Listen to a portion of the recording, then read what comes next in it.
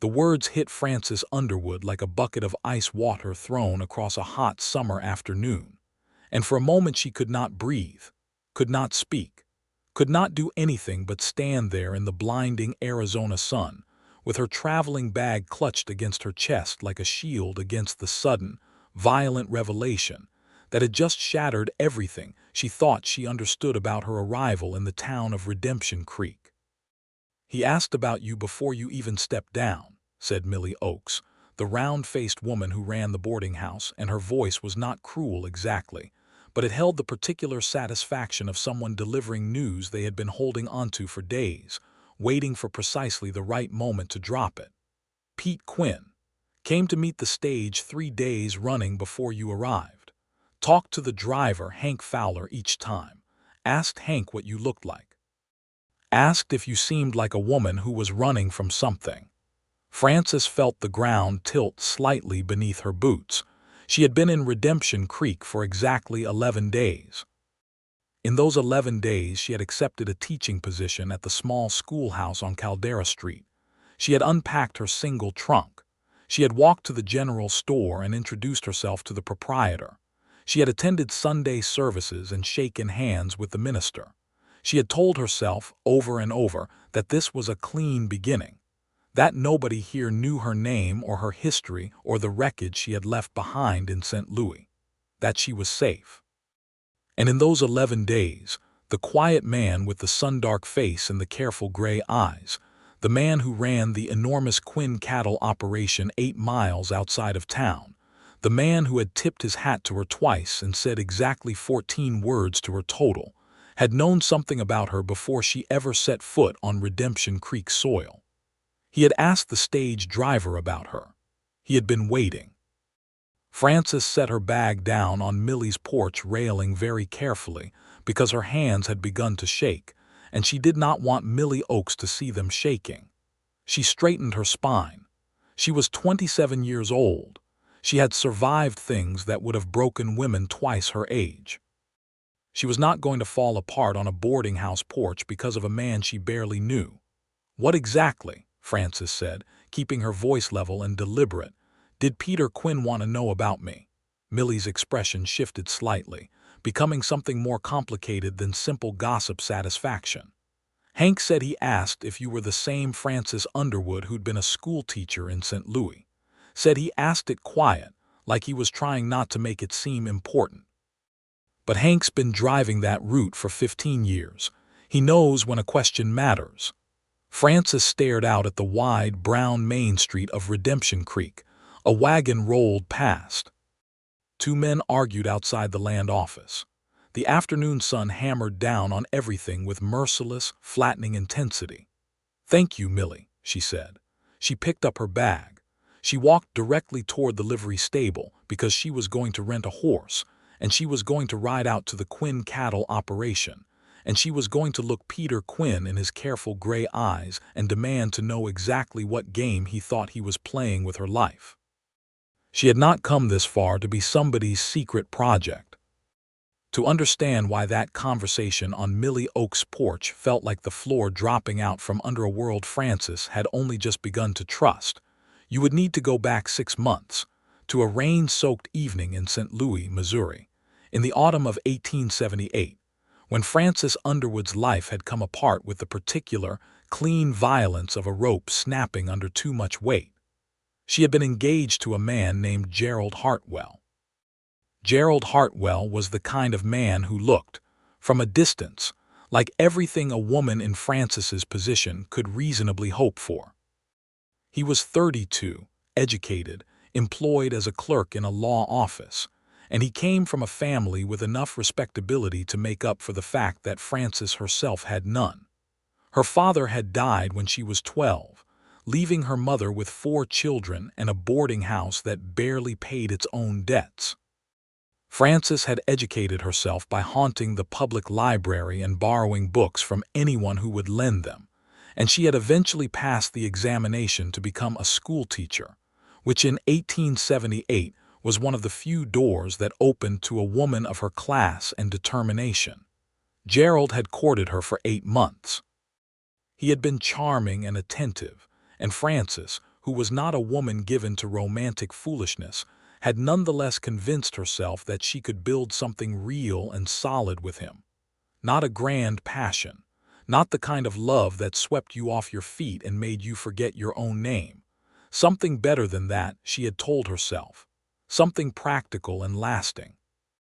Then she had come home early from school on a Tuesday in October, because 2 of her students had been sent home with illness, and the headmaster had dismissed the remaining children as a precaution, and she had walked into her mother's boarding house to find Gerald Hartwell sitting in the parlor with a woman Frances had never seen, and the particular intimacy of the scene, the way the woman's hand rested on Gerald's knee, the way they both turned at her entrance with guilt so obvious it was almost comic, told Frances everything she needed to know in the space of a single heartbeat.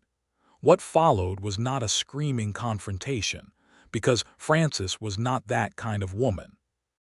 What followed was a very quiet, very cold 3-hour conversation in which the full scope of Gerald Hartwell's hidden life was laid out like a map of disaster. The woman was named Clara Boone.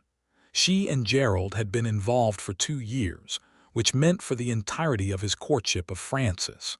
Clara was expecting his child. Gerald was deeply, genuinely sorry, and he was also, Frances realized, genuinely in love with Clara Boone in a way he had never been in love with Frances. And the cruelest part of the entire situation was that his sorrow seemed entirely sincere. Frances had returned his ring that same evening. The story spread through their social circle with breathtaking speed, because St. Louis in 1878 was a city that ran on gossip the way a steam engine ran on coal. The sympathy directed at Frances was of the suffocating variety, and the particular shade of pity in the eyes of her colleagues at the school, the married women who had always looked at her slightly sideways for being unmarried at 27, became unbearable within 2 weeks. The headmaster, a man named Aldous Crane, called her into his office and explained with elaborate delicacy that the situation had become a distraction to the smooth running of the school, and that perhaps it would be best if she considered a fresh start elsewhere. He was firing her. He dressed it up in language so ornate you could almost miss what it was, but he was firing her for the crime of having been betrayed. Frances had not wept. She had taken the letter of recommendation he offered, which was genuinely excellent because she was an excellent teacher and even Aldous Crane could not pretend otherwise. And she had walked out of that office and gone directly to the telegraph office and sent an inquiry to the Territorial Education Board in Arizona, which had been advertising for qualified teachers in frontier communities. Because she had seen that advertisement 3 months ago and filed it away in the back of her mind like an ember she was not quite ready to put out. 2 weeks later she had a position in Redemption Creek, Arizona Territory. She had told herself it was purely practical. The pay was reasonable. The town needed a teacher. She needed a place where nobody knew her name. She had not told herself that she was running because she was not a woman who ran. She had made a strategic retreat toward a better position. There was a difference. The stage journey from the rail terminus in Tucson to Redemption Creek took 2 days, with a change of horses at a relay station and an overnight stop at a small settlement called Copper Bend. Frances spent both days watching the landscape transform from the scrubby, familiar edges of civilization into something vast and alien and searingly beautiful, all red rock and pale sky, and the occasional dark silhouette of a saguaro against the horizon. The stage driver was a compact, weathered man named Hank Fowler, who had the easy, unhurried manner of someone who had made the same journey so many times that even the most dramatic landscapes had become ordinary to him. He was not unfriendly, but he was not chatty either, and Frances appreciated that. She appreciated that nobody on that stage knew she existed, that to Hank Fowler she was simply a fare, a schoolteacher heading to Redemption Creek, a name on a passenger manifest. She had not known then that someone had already asked about her. She had not known that a quiet cattleman with careful gray eyes had come to meet 3 consecutive stages before hers, asking questions in the particular tone of a man trying not to seem like he cared about the answers. The Quinn cattle operation was known locally as the Crossed Q, after the brand Peter Quinn used on his stock, and it sat on a broad sweep of land that the original Quinn homestead claim had been expanded into through years of patient acquisition. Peter's father, Daniel Quinn, had come to Arizona Territory in 1863, when the Civil War was redirecting the energies of the entire nation, and the frontier was open to men willing to work in brutal conditions for uncertain rewards. Daniel had worked those conditions for 12 years before his heart gave out in 1875, leaving the operation to Peter, who had been running it since he was 22 years old and was now 29. The people of Redemption Creek had an enormous amount to say about Peter Quinn when prompted, which was somewhat ironic given that Peter Quinn himself said very little. He paid his bills promptly. He treated his hands fairly, which in 1878 Arizona Territory was more unusual than it should have been.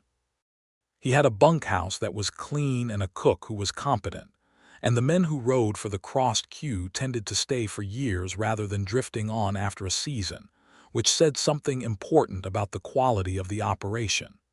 He came to town once a week, usually on Friday, to handle business at the bank and the general store and occasionally the feed merchant.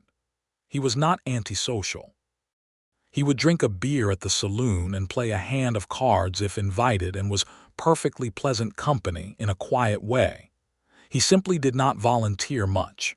He listened more than he spoke, and when he did speak, the words tended to be considered and precise.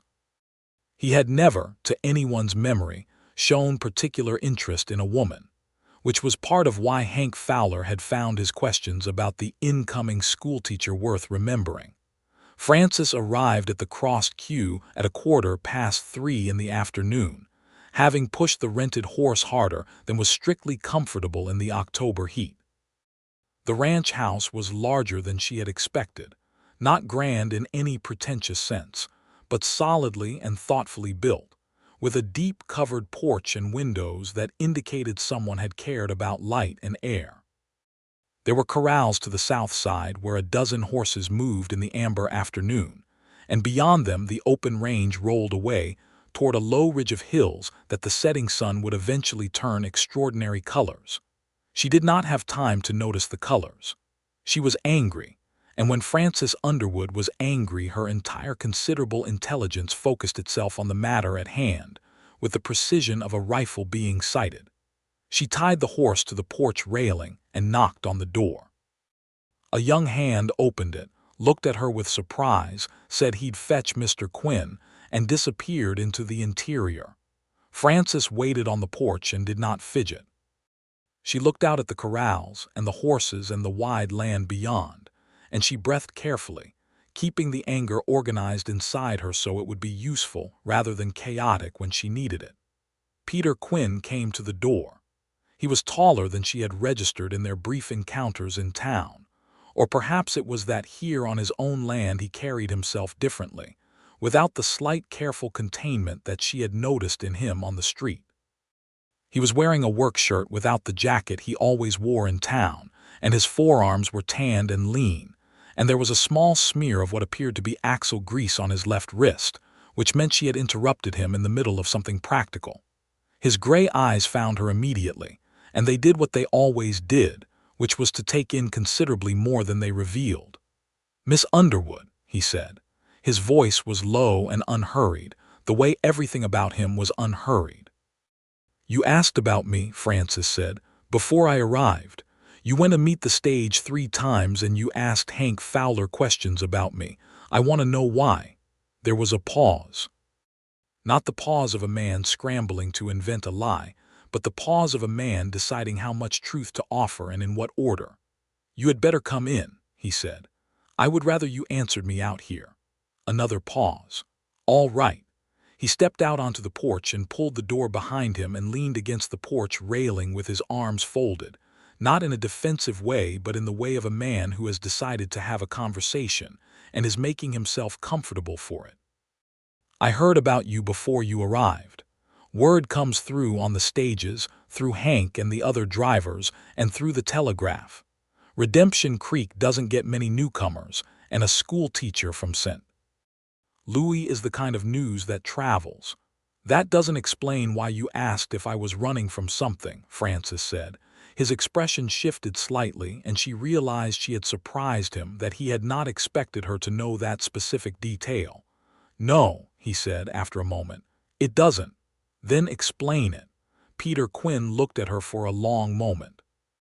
The afternoon sun was behind her, which meant it was in his eyes, and she had a sudden, sharp awareness that she had chosen her position on this porch strategically without consciously meaning to. The way she sometimes moved the desks in her classroom to give herself the best angle on the room. I knew the name Frances Underwood before you were hired for that teaching position, he said. I knew it because my sister wrote it to me in a letter, 3 years ago. She was living in St. Louis, and she wrote that she had met a young woman who taught at her son's school, and that this woman was, in her exact words, the most genuinely intelligent and kind teacher she had encountered. She wrote the name down, Frances Underwood. Frances felt something shift inside her, a small, precise adjustment, like a door she had been leaning against suddenly moving on its hinges. Your sister, she said, Margaret Quinn. She married a man named Horace Beaumont, and they live in St. Louis. Her oldest boy is named Thomas Beaumont. Frances remembered him immediately, a small, serious boy with red hair who had been in her class 2 years ago, a quiet child who loved arithmetic and had difficulty with reading until she found him a particular series of illustrated texts that had unlocked something in him. A child whose mother had come in 3 times to thank her, a woman with the same gray eyes as the man standing in front of her right now. Margaret, Frances said, and heard her own voice go soft with the memory. She wrote to me again 2 months ago. She told me you were leaving St. Louis. She did not tell me the particulars because she said it was your story to tell, but she said you were going west and that if there was anything I could do to make your arrival easier, she hoped I would do it. He was watching her carefully. I am not entirely easy with the idea that I alarmed you. That was not what I intended.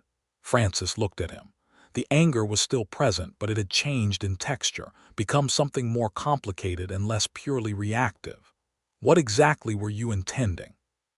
She asked. To know whether you were arriving in good spirits or in distress, he said, with a simplicity that was disarming precisely because it was so unadorned. So that I could be useful accordingly.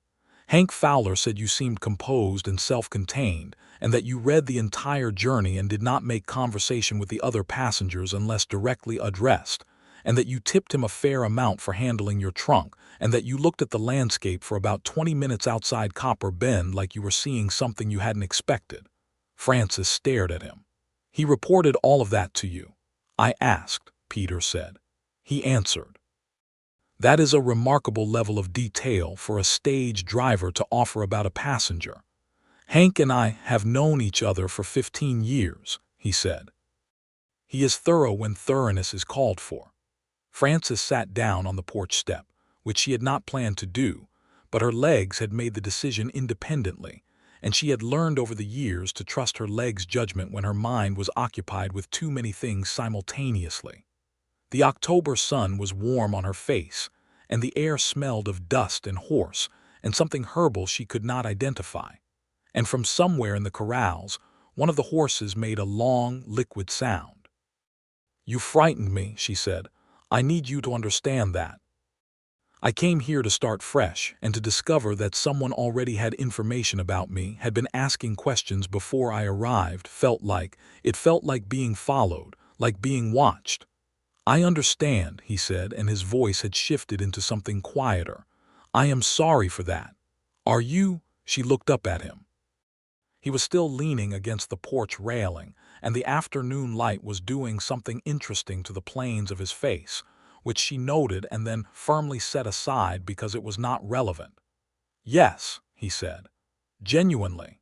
She believed him, which was irritating, because it was considerably easier to stay angry at someone you didn't believe. Margaret really sent you a letter, she said, about me specifically. She thinks very highly of you. She described what happened in St. Louis eventually, in a second letter she sent 3 weeks after the first, because I wrote back asking what had prompted her to contact me about a school teacher. She told me about the engagement and how it ended. He paused. She was very angry on your behalf.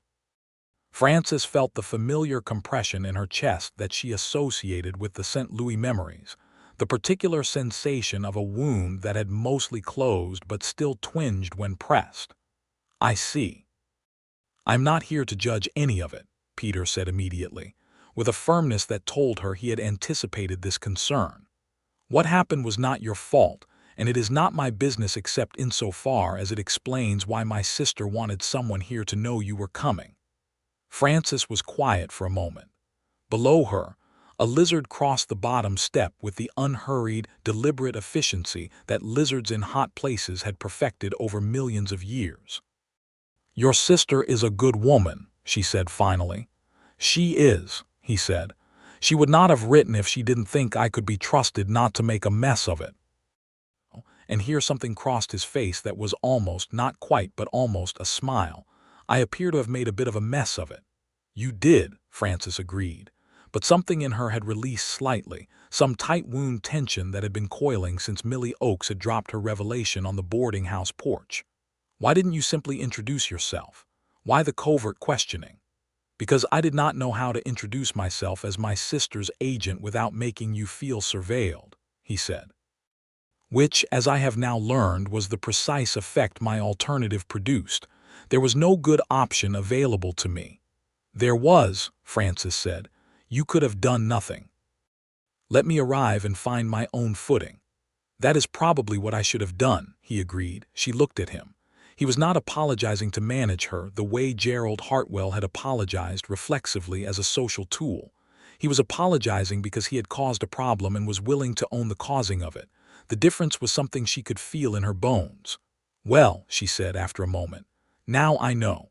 Now you know, he agreed. She stood up, brushing the dust from her skirt. I should get back before dark. I'll have one of the hands ride with you, he said immediately. The road from here to town is fine in daylight, but there's a section past the arroyo that's less reliable in the fading light if you don't know it. I know the road, she said. You've ridden it once in daylight, going in the other direction, he said. Let me have someone ride with you. She looked at him again.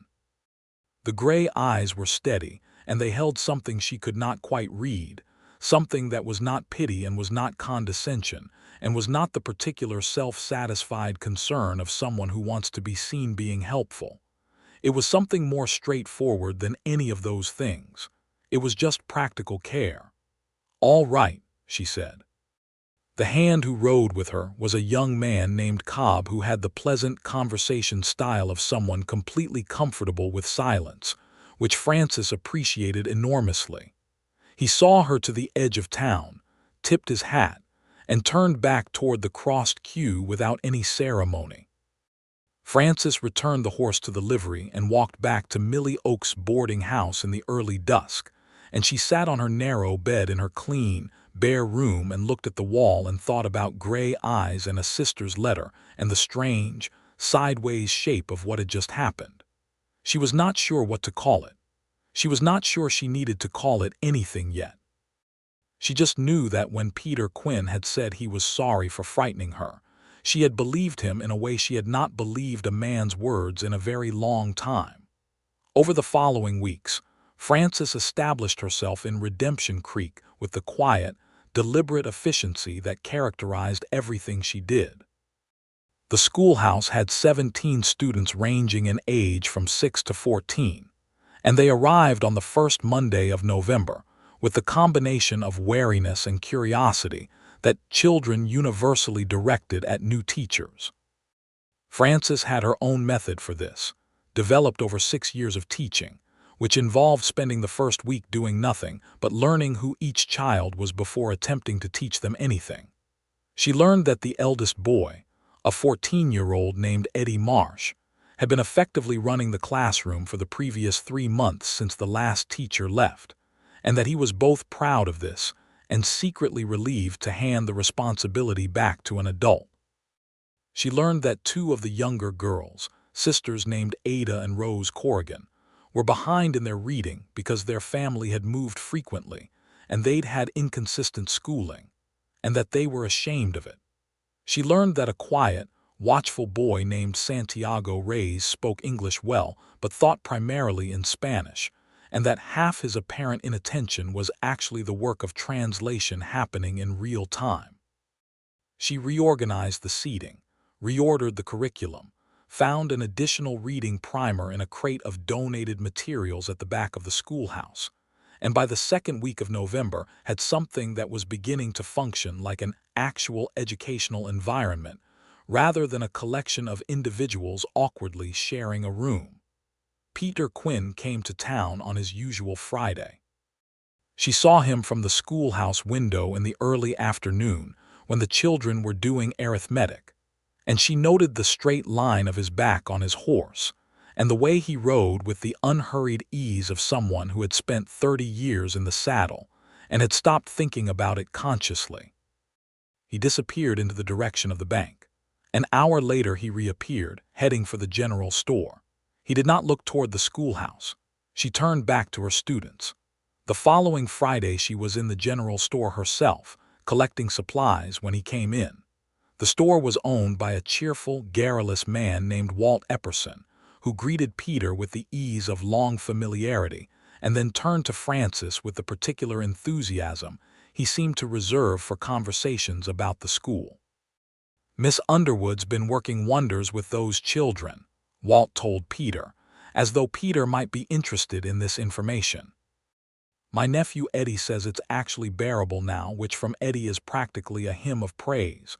Peter looked at Frances. "How are you finding the work?" "Satisfying," she said, which was the simple truth. "The children are giving you no difficulty. Children give teachers difficulty. It's their job," she said. "The question is whether the difficulty is interesting, and these children are very interesting." Something happened in the vicinity of his expression. It was not quite a smile, but it was something adjacent to one, something that changed the light in those gray eyes. "I imagine you make it easier for them to be interesting," he said. Walt Epperson beamed as though he had arranged this entire exchange. Frances picked up her paper parcel of supplies, said good afternoon to both of them, and left. She walked back to the schoolhouse in the cooling November afternoon and did not permit herself to think too carefully about what Peter Quinn had meant by that, because she had work to do, and she was not going to be distracted by a man with gray eyes who chose his words carefully. She was, however, aware that she had thought about it at all. December came to Redemption Creek with the particular desert winter quality of brilliant, cold, clear days that made the sky look like something hammered out of blue metal. The town decorated for Christmas with modest but genuine enthusiasm, pine boughs from somewhere up in the higher country, and red ribbon and candles in the store windows. Frances organized a Christmas presentation for the schoolchildren, a modest theatrical in which each student recited something, either a poem or a piece of scripture, or, for the youngest ones, a song, and the whole town turned out for it in the first week of December because there was not an abundance of entertainment, and also because people genuinely cared about the school and what happened in it. Peter Quinn came. He stood at the back of the schoolhouse, which was packed beyond comfortable capacity, and watched the children perform with the patient, attentive expression Frances was beginning to recognize as his default mode for situations he found genuinely worthwhile. When little Santiago Reyes recited a poem that he had written himself, partly in English and partly in Spanish, and the room applauded with warmth that made the boy's serious face crack open into a grin of pure, astonished joy, Frances caught Peter's eye across the room, and something passed between them that she did not have a name for, but that made her feel, briefly and inexplicably, like she was standing in sunlight. He found her afterward in the business of the reception, when all 17 families were milling about and eating the sugar cookies that Millie Oakes had contributed in complimenting their children extravagantly. "That was well done," he said. "They did it," she said. "I just pointed them in the right direction." "Santiago's poem," he said. "Yes," she said, and felt her throat tighten slightly at the memory of the boy's face. "My foreman is a man named Ruiz," Peter said. "His son is 9. "He is not in school." Frances looked at him sharply. "Why not?" "His father is not certain the school will be welcoming to him," Peter said, with the careful simplicity of a man saying something difficult in the plainest language available to him. Frances understood immediately. It was 1878, and Arizona territory, and the particular injustice of which he was speaking was not subtle. "Tell Mr. Ruiz," she said, "that the school on Caldera Street belongs to every child in this county. And tell him that I am aware his son exists and that I have been expecting him." Peter looked at her for a moment with an expression she still could not entirely read, but which she was beginning to think might be something like respect. "I'll tell him," he said. Young Marco Ruiz appeared at the schoolhouse door on the following Monday morning, accompanied by his father, who stood in the doorway with the careful, contained dignity of a man who has been disappointed by institutions before and is steeling himself for it to happen again. Frances came to the door immediately, shook Marco's hand, shook his father's hand, and said she was glad they had come. She introduced Marco to Santiago, who had been waiting for him because Frances had told him the day before to expect a new student, and the two boys sized each other up with the efficient social calculation of children and reached some immediate, wordless conclusion. Rosario Ruiz watched his son walk into the schoolhouse without looking back, and the expression on his face was something Frances would remember for a long time. The Friday before Christmas, Frances was leaving the schoolhouse in the late afternoon when she nearly walked directly into Peter Quinn on the front step, which startled both of them considerably. "I apologize," he said immediately, stepping back. "I was coming to. I don't know if this is appropriate." He was carrying something, she realized, a flat rectangular package wrapped in brown paper. "My sister sent this, for you. She sent it to the ranch because she didn't know your address in town, and I was going to leave it with Walt to pass along, but I was here anyway, so." He held out the package. Frances took it. It was a book. She could feel the shape of it through the paper. "Margaret sent me a book. She wrote you a letter as well." He produced an envelope from his coat pocket. "She says she is thinking of you and that she hopes Arizona is treating you better than Missouri did." Frances held the book and the letter and felt something complicated and warm move through her chest. She had liked Margaret Beaumont very much. She had not permitted herself to think too carefully about how much she missed that connection. "Thank you for bringing them," she said. "Of course." He settled his hat slightly. "Miss Underwood, I wondered if you would consider joining me for dinner at the hotel dining room on Christmas Eve. Not, that is, not as a social imposition. I am aware you may have other plans. But I find that the holiday is sometimes better spent in company than alone, and I thought, as you are new to town and may not yet have made extensive arrangements." He stopped. He had the look of a man who had planned more words than he was managing to produce in the right order. Frances watched him with the particular attention she gave to things that mattered. This was, she realized, the longest speech she had heard him make to her or, from the accounts of others, to anyone. "I would be glad to have dinner with you on Christmas Eve," she said. The relief that crossed his face was swift and unguarded and entirely genuine, and it was, she thought later in her room with Margaret's book open in her lap, the most human she had yet seen him look. The hotel dining room on Christmas Eve was decorated with more ambition than the resources of Redemption Creek perhaps warranted, but the effort was sincere, and the result was genuinely pleasant. Red cloth on the tables and real candles in glass holders, and the cook's best attempt at a holiday menu. Frances wore the nicest dress she had brought with her, a deep blue wool that her mother had helped her make before she left St. Louis, and she did not feel guilty about the effort she had taken with her hair because it was Christmas, and the effort was warranted. Peter Quinn was already there when she arrived, which she had expected, and he stood when she came in, which she had not quite expected, and there was a moment when she walked toward him across the candle-lit dining room, and his face had an expression on it that she needed to look away from because it was too direct, too unguarded, and she was not sure yet what to do with that kind of directness from this particular man. They ate roast chicken and talked about their families. She told him about her mother and her 3 siblings, who were scattered now. One brother in Kansas City working in a railway office, one brother who had gone to California years ago and wrote infrequent but cheerful letters, a younger sister who had married well and lived in Cincinnati, and worried about Frances in the thorough, exhausting way of people who loved you and did not quite understand your choices. He told her about his father and the building of the crossed Q, about Margaret and her fiancé, and the wedding he had attended in St.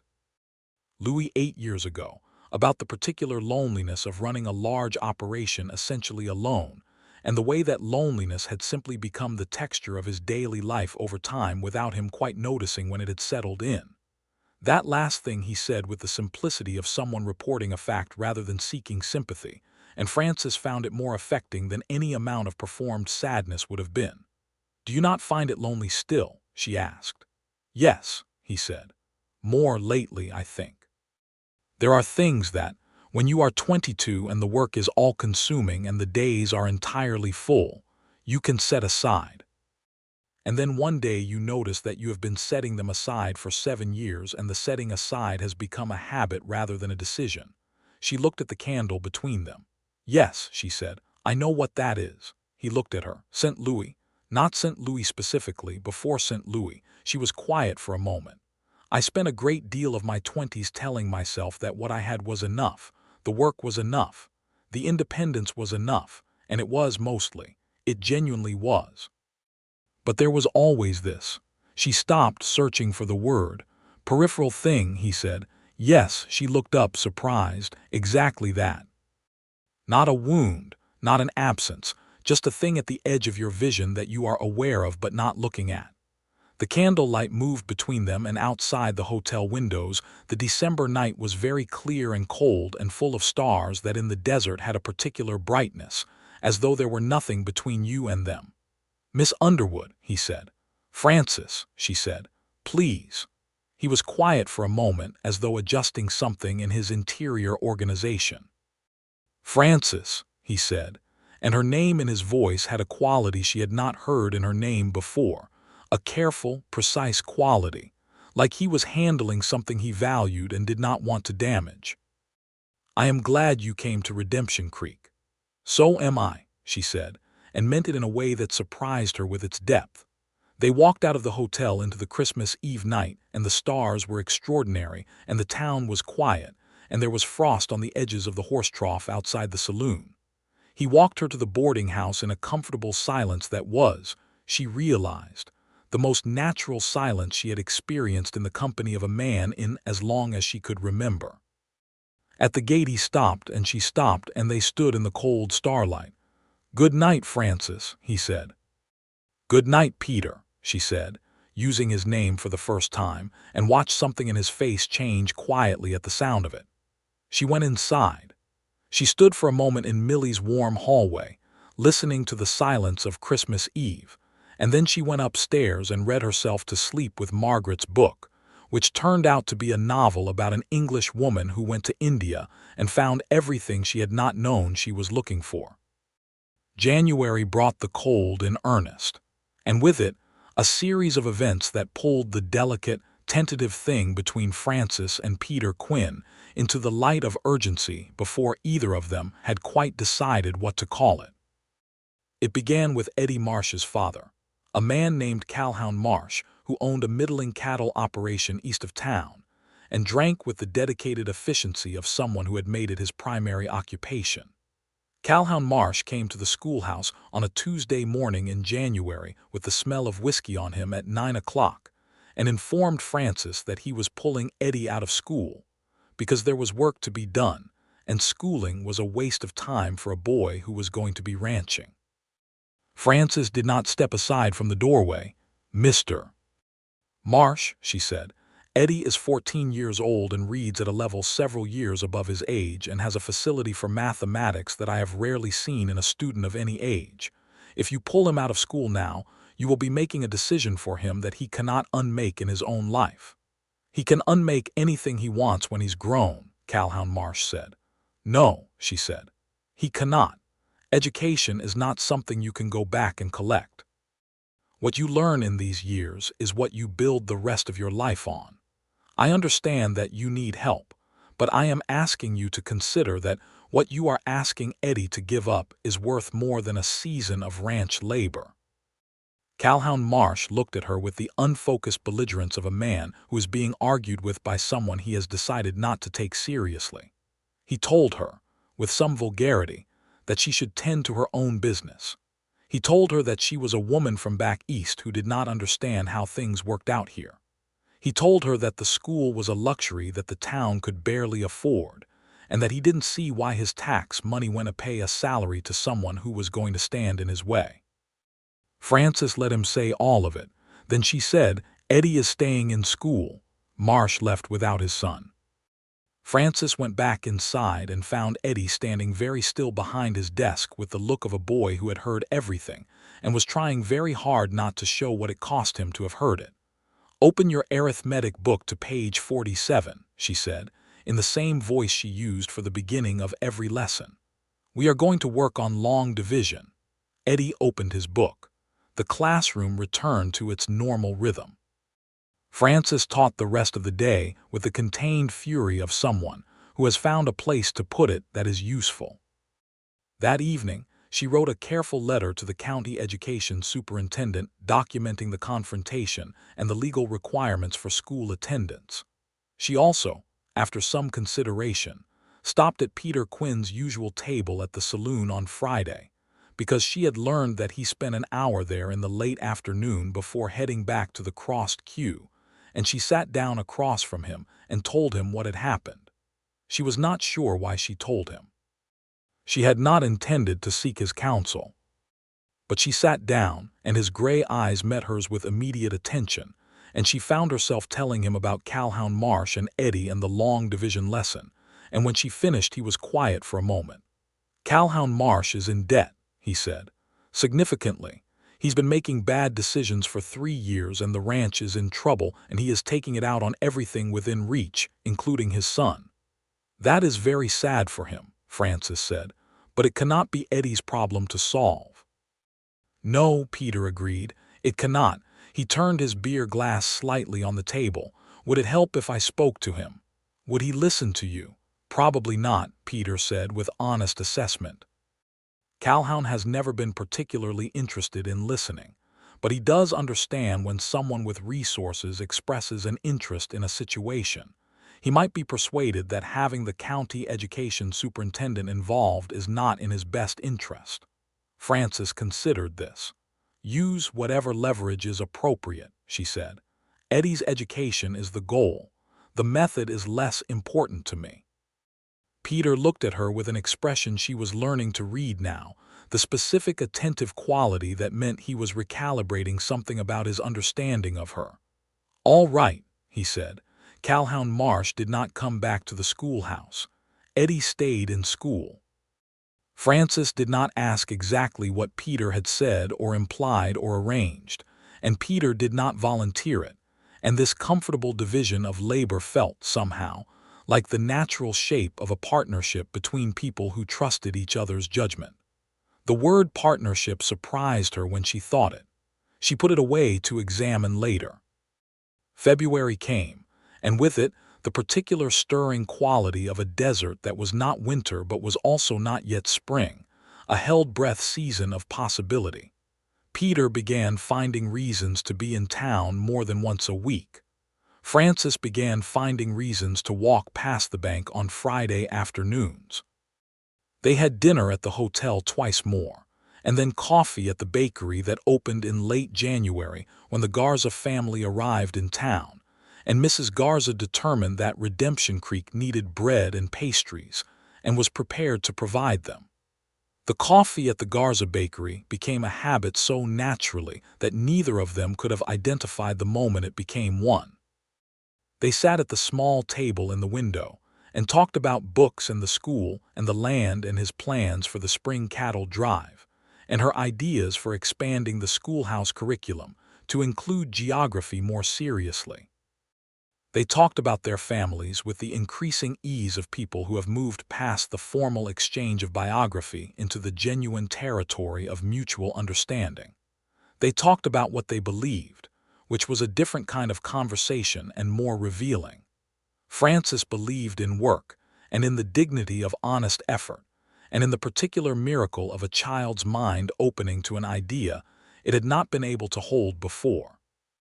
She believed in the essential right of every person to live their life, without the constraint of someone else's judgment of their worth.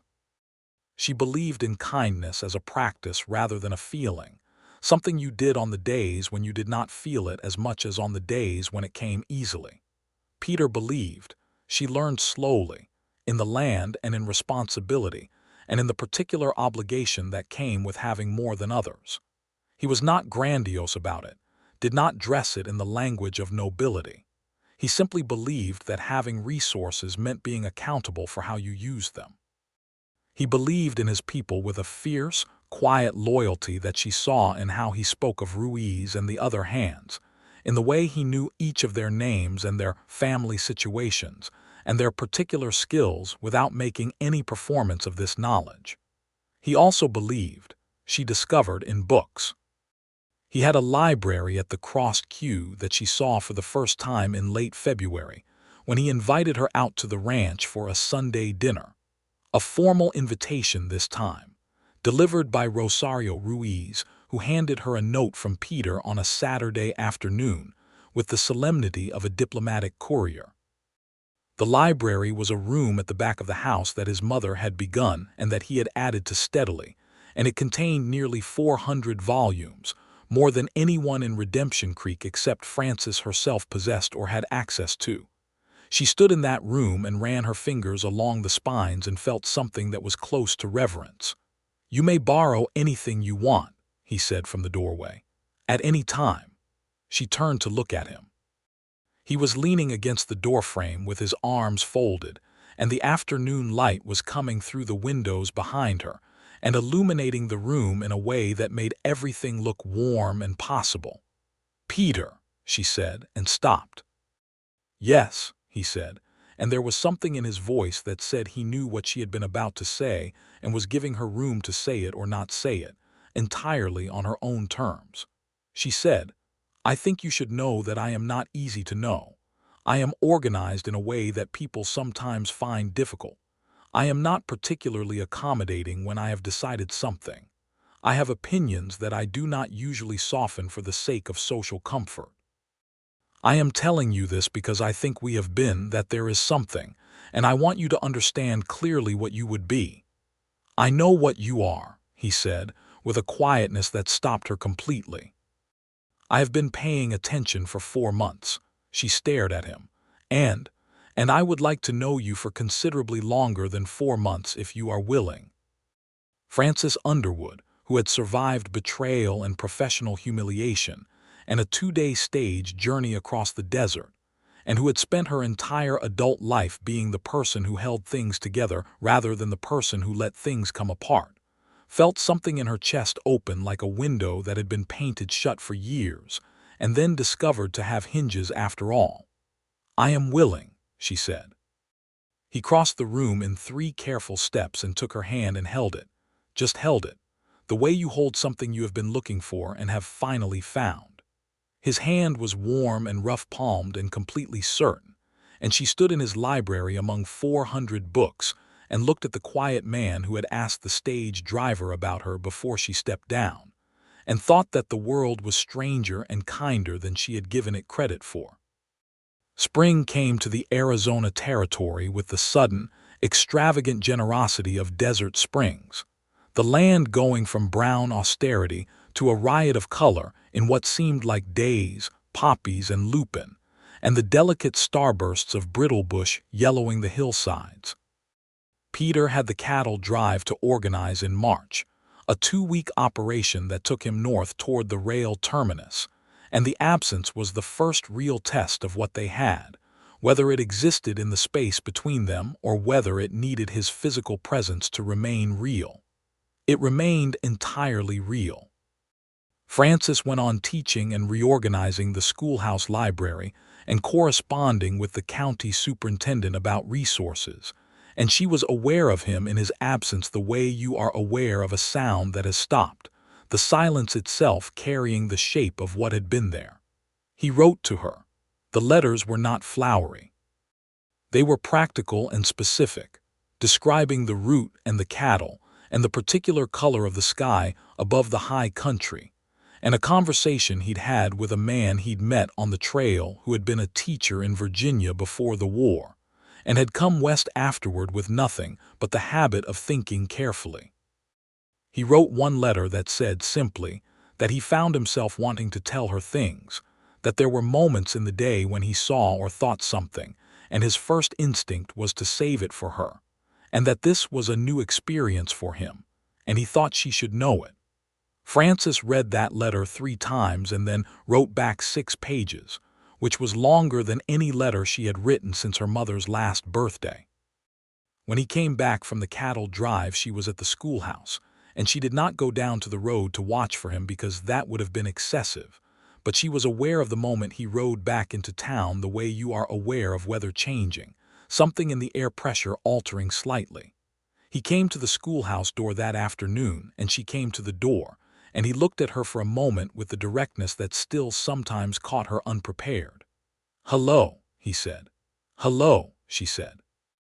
They had coffee at the Garza bakery, and she told him what had happened at the school while he was gone, about Ada and Rose Corrigan finally cracking the reading problem that had been blocking them, about Santiago winning a spelling competition that the town had organized, about Marco Ruiz's rapid progress in arithmetic, which was apparently something he had inherited from his father along with his dark eyes.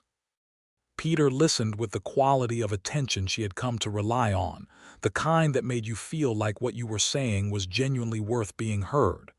"I missed this," he said when she paused. She looked at him. "Coffee, telling you things," he said. "Hearing things from you." He turned his cup slightly. "I think you may have become essential, Frances." She was quiet for a moment. Then she said, "Yes, you have rather become that as well." He reached across the small bakery table and took her hand, and Mrs. Garza, who was watching from behind the counter with the frank, benevolent interest of a woman who regarded her bakery as an ideal romantic setting, smiled with enormous satisfaction. April became May. May became June. The heat built steadily toward its summer intensity, and the schoolhouse year came toward its end. The 17 students who had arrived in November considerably altered by the months of work between them and their teacher. The end-of-year assessment, a formal requirement of the county superintendent, showed significant progress across every student, with particular notes of achievement for several. Frances wrote the report with the dry precision of an official document and felt a private, burning pride that she did not put in the official document, because the official document was not the place for it. The schoolhouse year ended on the 2nd Friday of June. The following Monday morning, Peter Quinn arrived at Millie Oak's boarding house on his best horse, dressed not in his work clothes but in the good jacket and the careful tie that he wore for the most important occasions, and asked to speak with Frances. Millie, who had been reconciled to the entire situation since approximately February, when it became clear to anyone with eyes that something significant was happening, called up the stairs with restrained excitement. Frances came down in her blue wool dress, which was too warm for June, but was the nicest thing she owned. They walked to the porch together, and Peter asked Millie very politely if she might give them a moment, and Millie retreated inside with a speed that was completely incompatible with discretion. Peter stood on the porch with his hat in his hands, which was not something he usually did. He was a man who habitually wore his hat unless specifically required to remove it, and the fact that he was holding it now, turning it by the brim in a small, unconscious circle, told her everything she needed to know about his interior state. "Frances," he said. "Peter," she said. He looked at her directly, the way he always did, the gray eyes steady and unguarded. I have thought a great deal about how to say this, and I cannot improve on the direct version, so here it is. I love you. I have been in love with you since approximately the evening you rode out to the crossed queue and stood on my porch and demanded answers, and possibly before that, though before that it was more in the nature of an orientation than a certainty. He paused. I know that you came here for your own reasons, and that those reasons are independent of me, and that you have built something real here that is entirely yours. I am not asking you to give any of that up. I am asking you to consider building it alongside something we might build together. I am asking you to marry me. He produced a ring from his jacket pocket. It was simple, a narrow gold band with a single small garnet, and she would learn later that it had been his mother's. Frances looked at the ring and then at his face and thought about the 10 months that had passed since she had stepped down from the stage into the bright, frightening openness of Redemption Creek. She thought about what she had come here to escape and what she had found instead. She thought about the library full of books and the hand that had held hers with complete certainty, and the letters that had described the color of the high country sky, and the way he said her name, Frances, with that particular careful quality, as though it was worth saying properly. Yes, she said. Peter, yes. He put the ring on her finger and then he kissed her on Millie Oak's front porch in the June morning, and inside the house there was an audible sound from the direction of the hallway that was either Millie's footstep retreating rapidly or the sound of a woman who could not quite contain her delight, or possibly both. They were married in September of 1879, a year and a week after Frances had stepped down from the stage in Redemption Creek, in the small church on the north side of town, with the minister who had shaken Frances's hand at her first Sunday service, and who now presided over the ceremony with the particular warmth of a man who had watched two good people find each other. Millie Oakes sat in the front pew and wept with magnificent openness. Hank Fowler came, because Peter had invited him on the grounds that his role in the beginning of things warranted acknowledgement, and Hank sat in the third pew looking somewhat startled by the honor. Walt Epperson brought his wife and his nephew Eddie, who was 15 now, and had been awarded a small scholarship from the County Education Fund, which Frances had applied for on his behalf without telling him until the letter arrived. Rosario Ruiz came with Marco and his wife, who had met Frances 3 times and approved of her with the efficient thoroughness of a woman who made judgments quickly and trusted them. Margaret Beaumont sent a letter that arrived 2 days before the ceremony, having been dispatched well in advance by a sister who knew the mail schedules. Frances read it alone in Millie's parlor and then went upstairs and cried for 20 minutes, which was the most she had cried since St. Louis. Only this time the feeling behind the tears was completely different, more like release than loss, more like arriving than departing. They moved to the crossed queue immediately after the wedding. The ranch house had the library and the wide porch and the windows that loved the light, and Frances brought her trunk and her books and arranged things in the room that became theirs with the same decisive, practical energy she brought to everything. Peter watched this with a quiet delight that he did not try to conceal. She kept the school. This had been understood between them from the beginning, part of the conversation about building alongside rather than replacing, and the new school year began in October with 22 students instead of 17, partly because several families who had been on the fence about the school had been convinced by the previous year's results. The county superintendent came in person to visit in November and left Frances with a promise of additional funding and books. Peter rode her into town in the morning and picked her up in the late afternoon, or she rode herself when she wanted to, and the 8 miles of desert road between the crossed queue and Redemption Creek became as familiar to her as a hallway. December arrived, and Christmas, their first as husband and wife. Margaret Beaumont sent another book and a long letter that made Frances laugh in 3 separate places. Peter bought a very fine saddle for Frances's rented horse, who was by then considered a permanent tenant of the crossed queue corrals.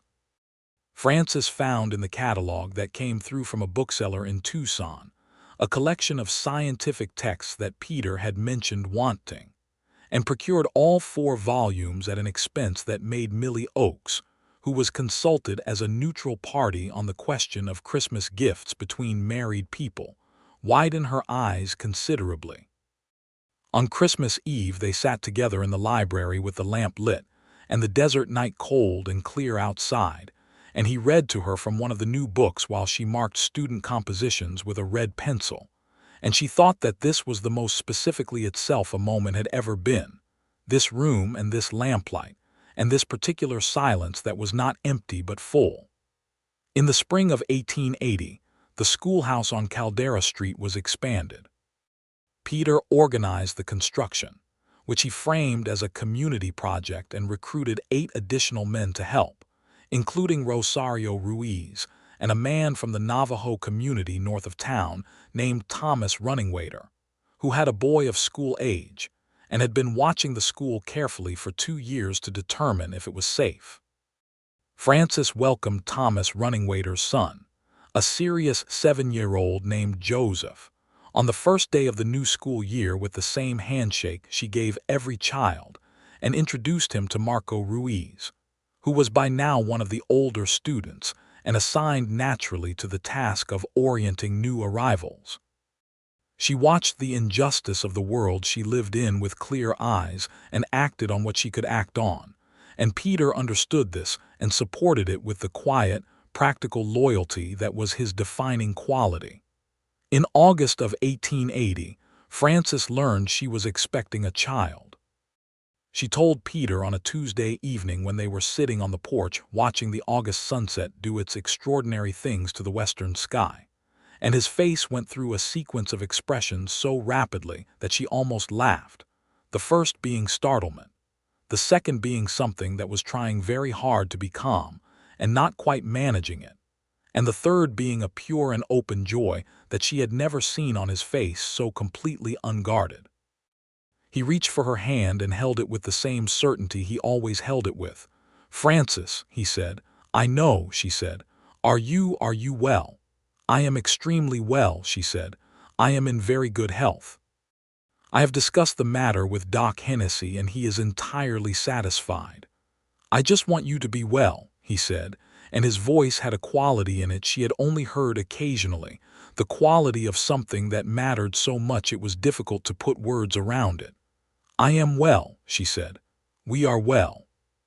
He brought her hand to his mouth and pressed his lips against her knuckles, and they sat together in the August evening, while the sky went from gold to orange to the deep purple blue that preceded the stars, and neither of them felt any need to say anything more for a while. Frances taught through the autumn with the determined pragmatism of a woman who had decided that pregnancy was not an interruption to her life, but simply an additional development in it. She organized the older students to take on more responsibility in the classroom, so she could manage the physical demands of the later months more sensibly. She wrote to the county superintendent to inform him that a temporary replacement might be required for a period in the new year, and he responded with admirable efficiency and a list of possible substitutes. In March of 1881, Frances gave birth to a son. They named him Daniel James Quinn, Daniel for Peter's father and James for Frances's father, and he arrived in the world with the energetic displeasure of someone who had decided that the previous arrangement was perfectly satisfactory, and he did not see the need for this change. He was healthy and loud, and had, as far as either parent could determine in the first days, his mother's dark eyes and his father's tendency to look at things with an air of careful assessment. Peter held his son in the lamplight of their bedroom on the first night, and Frances watched his face, and thought that she would remember this specific thing for the rest of her life. The sight of this quiet man looking at this small, furious new person with an expression that was entirely made of love.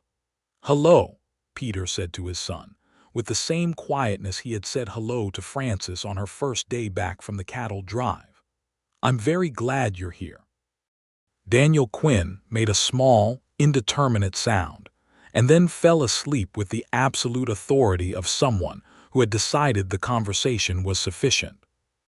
The school opened in April with Frances back at the front of the room, Daniel in the care of Rosario, Ruiz's wife, during school hours, an arrangement that had been offered with such matter-of-fact generosity that Frances had accepted it without the embarrassment she might otherwise have felt. The students were unreservedly delighted to have her back. Eddie Marsh, who was 17 now and had begun correspondence with a college in Tucson about the possibility of further education, brought a small bunch of desert wildflowers and left them on the teacher's desk without comment, which Frances considered among the finest gifts she had ever received. Redemption Creek grew. The population, which had been around 300 when Frances arrived in 1878, had grown to nearly 500 by 1882, as the railroad's steady extension through the territory made the region more accessible and drew new settlers. The school grew with it, requiring a second teacher, a young man named Samuel Banks who arrived from Ohio with excellent credentials and an earnest desire to be useful, and who proved, to Frances's relief, to be genuinely good with children in the methodical, patient way of someone who had thought carefully about what teaching actually required. Peter's operation expanded as well, not through the aggressive acquisition that characterized some of the larger ranchers in the territory, but through the patient, thoughtful approach that was his nature. He bought additional grazing rights, hired additional hands, and began the selective breeding program for his cattle that Rosario Ruiz had proposed, and that would, over the following decade, make the crossed Q stock some of the most sought-after in the territory. In the summer of 1882, Margaret Beaumont came to visit. She arrived on the stage, which Frances met in town because of course she met it, and she stepped down into the Redemption Creek afternoon and looked at her brother's wife and said, "Oh, you are exactly as I imagined you," which Frances found tremendously affecting given everything those words contained. Margaret was a small, bright-eyed woman with her brother's gray eyes and none of his quietness, a woman who had opinions she delivered at considerable velocity, and who loved with an openness that was genuinely wonderful to be around. She spent 2 weeks at the crossed Q and played with Daniel in the yard, until he was drunk with happiness, and she sat in the library in the evenings and had conversations with Frances that ranged from education reform to the novels she had recently read to the specific quality of the light in the Arizona territory, which she declared superior to any light she had encountered elsewhere in her life. She told Frances on her last evening that she had written Peter a letter about a teacher named Frances Underwood because she had a feeling, which she admitted was not very scientific, but which she had learned to trust.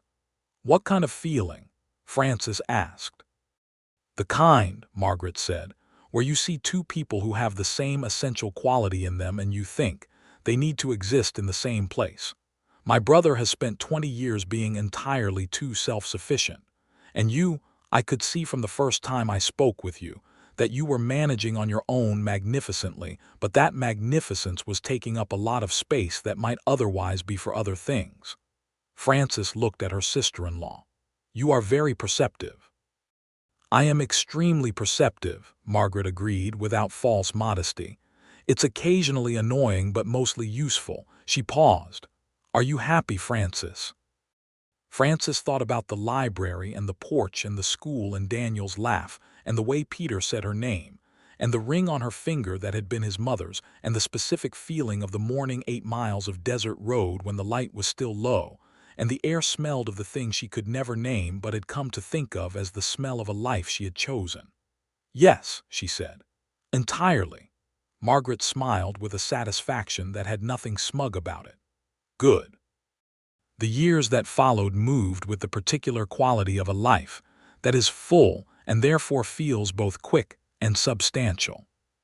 Frances taught at Redemption Creek School until 1886, when the county offered her the position of superintendent for the district, which would mean overseeing 8 schools across a broad section of the territory rather than teaching one. She sat with Peter for 2 evenings discussing it, turning the question over with the care it deserved, and on the third evening she accepted the position.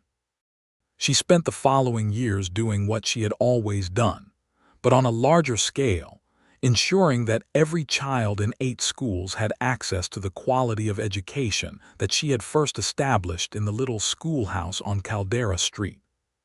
She brought the Navajo Community School into the district's formal support structure.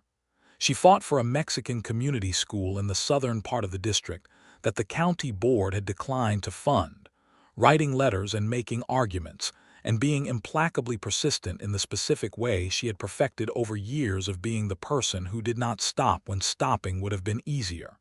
She won. Daniel grew. He was a serious, curious child who combined his father's quietness with his mother's relentless interest in how things worked, and who loved horses with the single-minded passion of someone who has found their subject.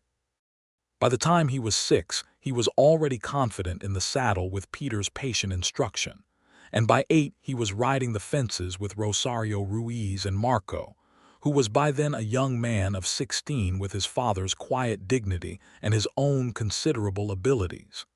In the spring of 1885, Frances had their second child. Another boy, which Peter received with the same unreserved joy he had brought to Daniel's arrival, and whom they named Thomas, for Thomas Beaumont, Margaret's son, and for the quiet boy with red hair who had loved arithmetic and whose mother's letter to her brother had set in motion everything that had followed. Thomas was entirely different from Daniel, loud and sociable where Daniel was quiet and contained, interested in people the way Daniel was interested in horses, charming with the reflexive ease of someone who would grow up to make friends in any room. He charmed Doc Hennessy at 4 months. He charmed the new minister's wife at 6 months. He charmed Samuel Banks so thoroughly that Samuel, a bachelor who had previously maintained that children were professionally interesting rather than personally, began stopping by on Sunday afternoons with a frequency that had nothing to do with professional interest. Hank Fowler retired from the stage line in 1886, and Peter threw him a party at the hotel dining room that involved most of the town and a very good meal and a number of speeches. Frances stood up at this dinner, in the room where she and Peter had eaten their first Christmas Eve meal 8 years before, and said that she owed Hank Fowler a particular debt of gratitude, because without his thorough answers to a certain set of questions, things might have gone differently. Hank, who was 60 now and deeply weathered, and who had the permanently startled expression of someone who had not anticipated that his life would include a party thrown in his honor by the Quinn family, looked at her with watery dignity and said he had just been answering what was asked of him. "That is all any of us can do," Peter said from beside Frances, and the room laughed with the warmth of people who understood the reference. Redemption Creek, by 1888, was a different town from the one Frances had arrived in. It had a proper hotel and 2 additional stores and a doctor's office and a newspaper and a railway spur that connected it to the main line 30 miles north. The school district employed 16 teachers across its 8 schools and had a reputation in the territory for the quality of its graduates. The Crossed Q, under Peter's steady management, was one of the most respected operations in the region. None of this had happened entirely because of any one person. Frances understood that clearly. It had happened because of the accumulated effort of many people over many years, each doing the work in front of them with as much care as they could manage. But she also understood, with the particular perspective of someone who has paid attention to cause and effect for long enough, that certain moments matter more than others. Certain arrivals and certain questions and certain letters from certain sisters. On the evening of their 10th wedding anniversary, Peter took Frances to the porch of the Crossed Q as the sun was going down, the October sun that had a softer quality than July, more forgiving, more golden. They had been sitting on this porch for 10 years, and it was as comfortable as a garment worn into perfect fit. Daniel was inside studying, because he was 8 now and serious about his studies in the way his mother had always hoped he would be. Thomas was asleep, because at 4 years old he went from fully operational to completely unconscious with impressive speed. The sun went down in colors that never got old, that continued to surprise her after 10 years the way something genuinely extraordinary continues to surprise even when you have seen it many times. "I want to tell you something," Peter said. She looked at him. He was 40 now, the gray at his temples more silver now than it had been, the lines of his face deeper and more particular, and she thought as she had thought for 10 years that this face was the face she wanted to see every morning for whatever portion of life remained to them. "When Hank told me that you looked at the landscape for 20 minutes outside Copper Bend like you were seeing something you hadn't expected," he said, "I thought that is someone who is paying real attention to the world. And I thought I would like very much to know someone who pays attention to the world like that." Frances was quiet for a moment. "You told me that, at the beginning." "Not exactly that, not the part about wanting to know you." He looked out at the last edge of the sun above the ridge line. "I knew, before you arrived, that you were different from what I had let myself expect. From the description Hank gave, I knew. And when you came to this porch demanding to know what I was playing at, with your hands shaking and your voice completely steady because you were not going to let yourself be seen shaking, I knew it with absolute certainty." She looked at the ring on her finger, his mother's ring, worn smooth and warm over 10 years of wearing. "Peter," she said, "I am glad you got on that stage," he said. "I am glad Hank answered my questions. I am glad my sister wrote that letter. I am glad for every specific improbable thing that led to you stepping down from that stage into this town." He turned to look at her, the gray eyes steady and direct, and completely full of what he felt. "I would do every single part of it again if it led to the same place." Frances leaned against his shoulder and he put his arm around her and they watched the last of the sun leave the sky and the first stars appear above the ridge. "So would I," she said, "all of it. Even the part where I was standing on Millie's porch wanting to take you apart for frightening me." He made a sound that was the quiet, contained version of a laugh. "That part was entirely warranted." "Yes," she agreed. "It was." Inside, they could hear Daniel putting his books away with the particular sound of a child signaling that he was finished studying and available for parental attention. Thomas would sleep through anything until morning. The stars came out one by one above the Arizona desert, the big, brilliant, unobstructed stars of a sky with nothing between you and them. And Frances Quinn, who had arrived in Redemption Creek with a single trunk and a determination to start again, and had built everything she had not known she was looking for, stayed on the porch in the warmth of her husband's arm and felt, in every precise and particular way, that she was exactly where she was supposed to be. In 1890, they added a third child, a daughter they named Margaret Frances Quinn, called Maggie by everyone within hours of her arrival, who came into the world with the same immediate, comprehensive authority that she would demonstrate for the rest of her life.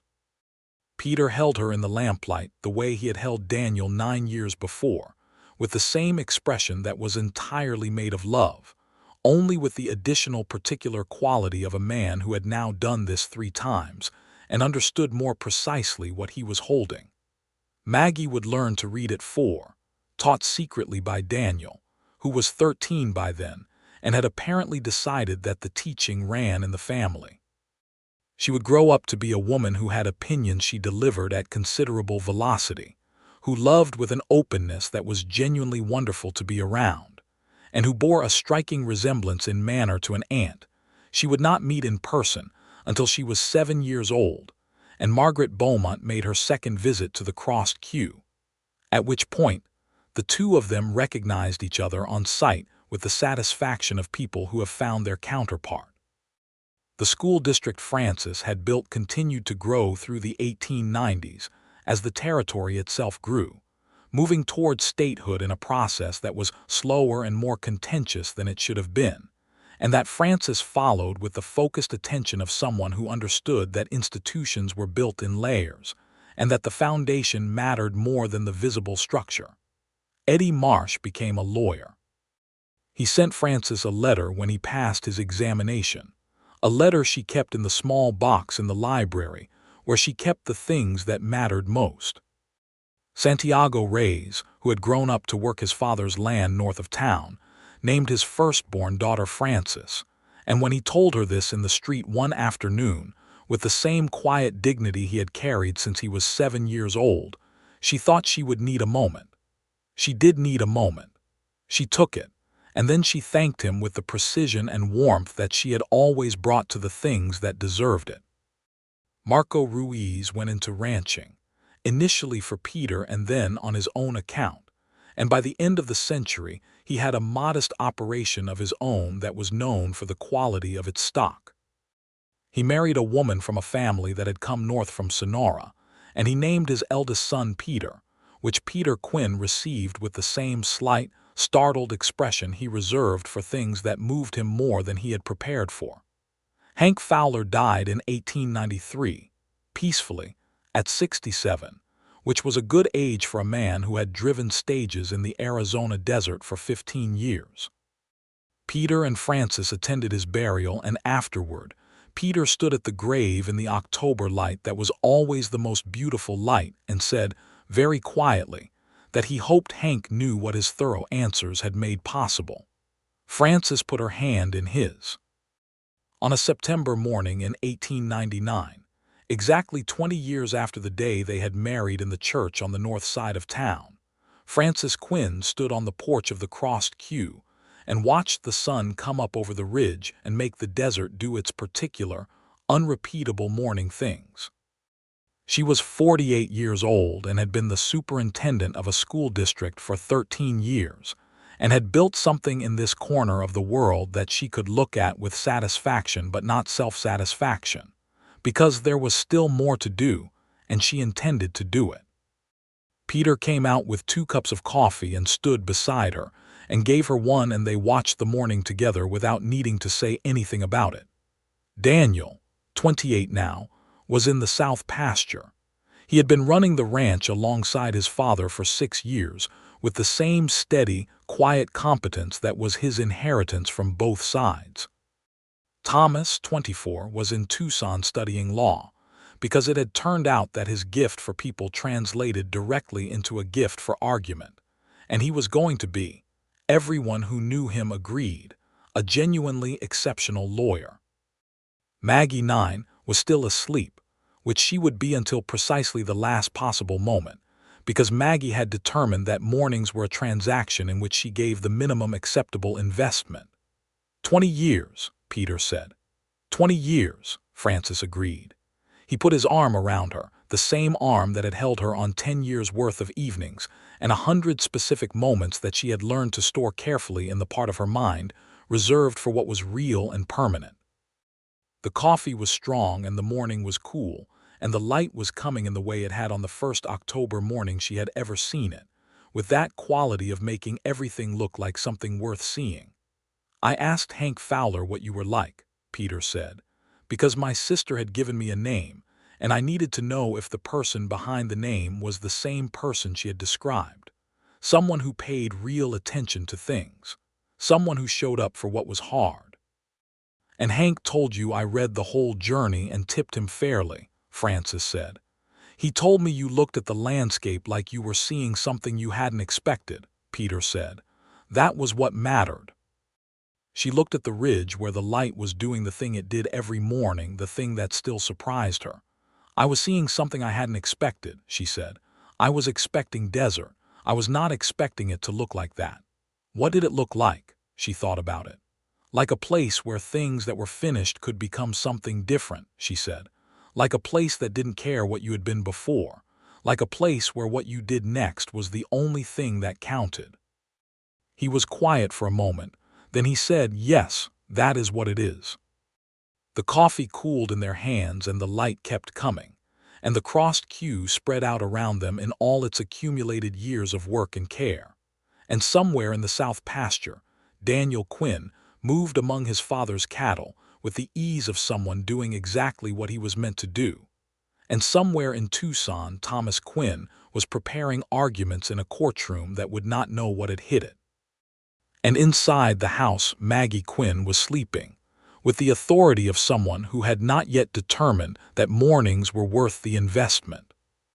And Frances Underwood Quinn stood in the September morning with her husband's arm around her, and the coffee warm in her hands, in the place where finished things had become something different, in the life she had ridden out of disaster into, in the 20-year result of a quiet man's careful questions, and a sister's perceptive letter, and a stage driver's thorough answers, and a woman's decision to get on a stage going west and see what the landscape looked like when she didn't know what to expect. It looked like this. It had always been going to look like this. Nobody had warned her before she stepped down from that stage that the quiet cattleman with the careful gray eyes had already been asking about her, had already been paying a kind of attention that would, in time, become the most important attention of her life. Nobody had warned her, and she thought now, in the morning light 20 years later, that she was glad they hadn't. Some things were better arrived at without warning, so that you could meet them with the full, open, unguarded surprise of someone encountering something they hadn't expected. The way she had met the landscape outside Copper Bend, looking at it for 20 minutes like she was seeing something worth seeing, which she had been, which, for 20 years and counting, she still was.